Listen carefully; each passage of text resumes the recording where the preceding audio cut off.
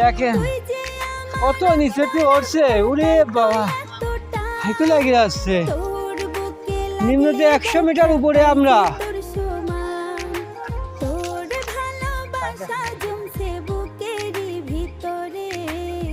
ওই যে আমার সাথে সাহেব পড়ে যাচ্ছে, 100 মিটারের উপরে আমরা। এত উপরে উঠেছি, পাহাড়ে উঠতেই আছি। আমার মামুর মাজার শেষ, তাই নাটিনি ভর দিয়ে উঠছে। আর জালাবিন ডাইভিশন মারতেই পারছে না।